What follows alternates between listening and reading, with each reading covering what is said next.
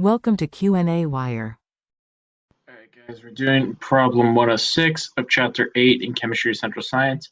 So under special conditions, sulfur reacts with anhydrous liquid ammonia to form a binary compound of sulfur and nitrogen. The compound is formed to consist of 69.6% sulfur and 30.4% nitrogen.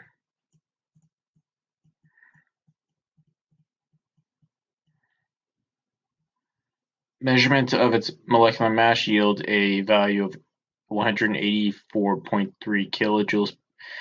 184.3 grams per mole.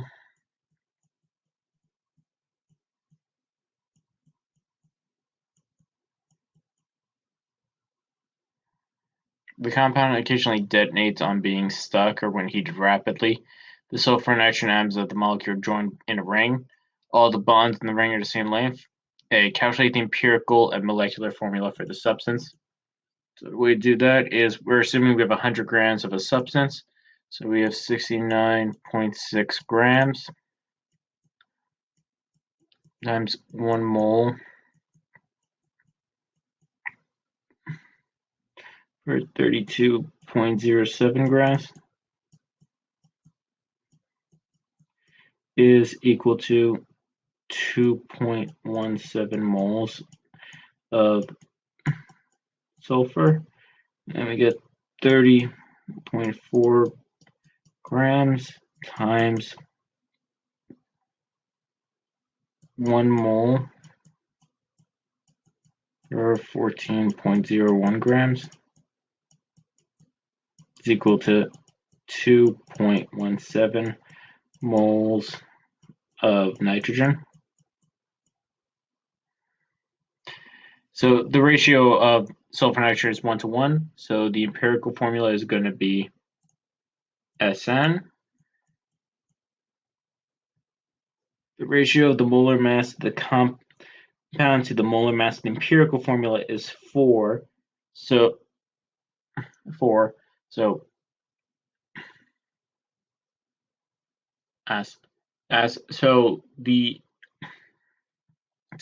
the molar mass right here, this is 46.08. So we divide 184.3 divided by 46.08.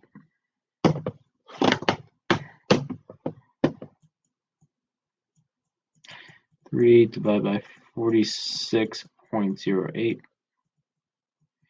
8 is equal to 4. So that means it's the empirical. So the molecular formula is going to be S4N4.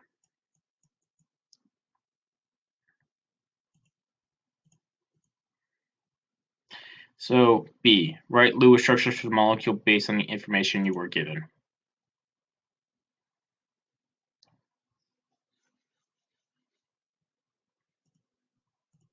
So let's draw this. So it's S4H4.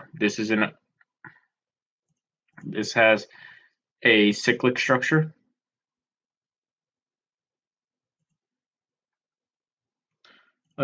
So let's do it. S N N S N N N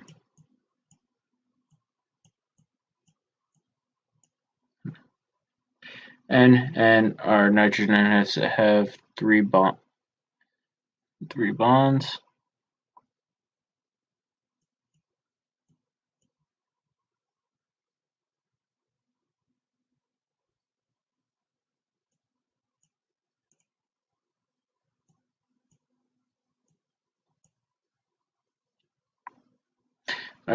So we have S4N4.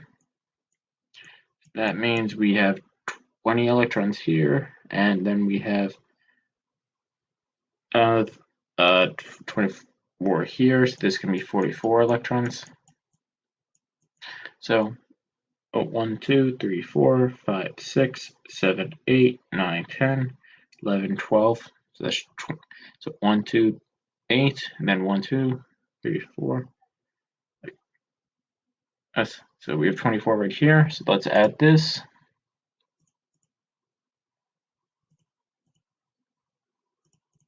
Yeah, so 1, 2, 3, 4, 5, 6, 7, 8, 9, 10, 11, 12, 13, 14, 15, 16.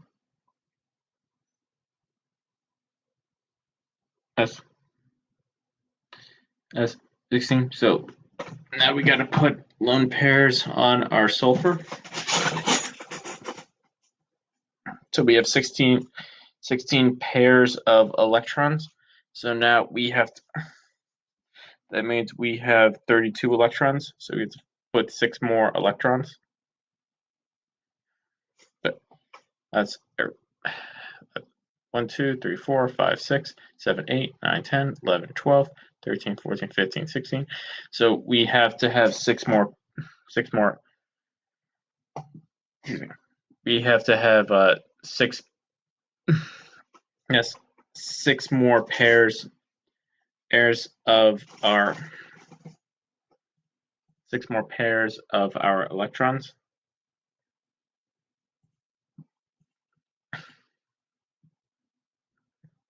So all the bonds in our sample, they are all going to be the same length, which partly has to do with the fact that you have some resonance structure. Sure. So we have 32 electrons right here. We have to add 12 more. So we're going to add 2 here, and 2 here. So now let's see how many we have. We have 1, 2, 3, 4, 5, 6, 7, 8, 9, 10, 11, 12, 13, 14, 15, 16, 17, 18, 19, 20, 21, 22. So that's 44 electrons. So this is going to be the Lewis structure of our molecule. So now we can predict the bond distances. So your average SN bond length is the intermediate between your single bond, your SN single bond, your SN double bond, because that's going to be your because there's going to be resonance structures.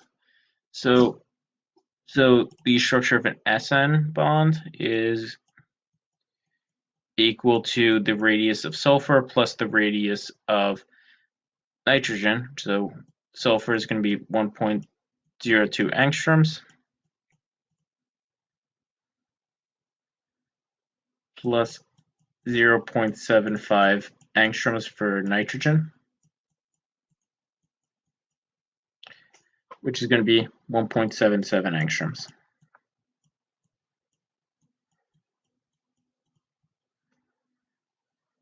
So by comparing the single bond and the bond in table 8.5, we conclude the double bond is 0.23 angstroms shorter than the single bond. So the SN double bond, that's going to be 1.77 angstroms.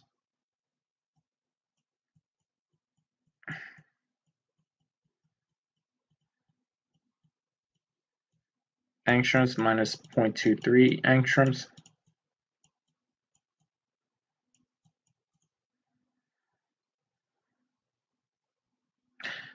Angstroms, so that's 1.54. Now we got to find the average. So 1.77 plus 1.54 for 2.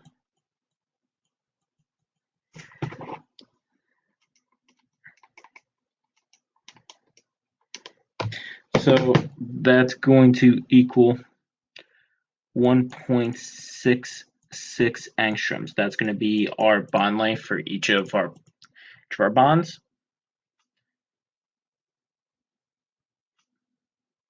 So the enthalpy of formation of the compound I expect to be 480 kilojoules per mole. Delta H of sulfur is 222.8 kilojoules per mole. Determine the average bond enthalpy in the compound. So let's go. So S4N4 gas will yield 4S gas plus 4N gas.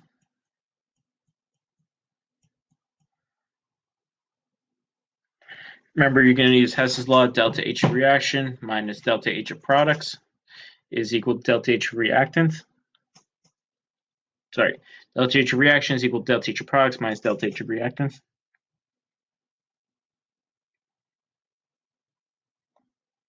So delta H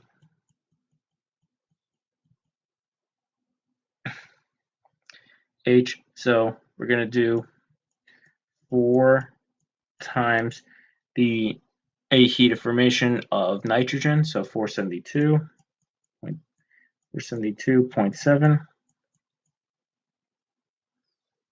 plus sulfur 4 times 222.8 kilojoules per mole.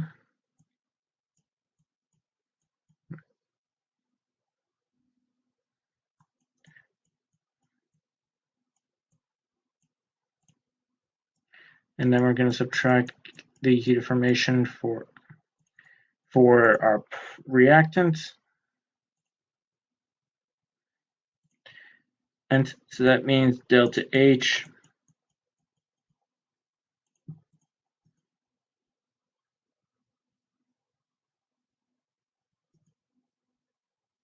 equal to 203 kilojoules per mole.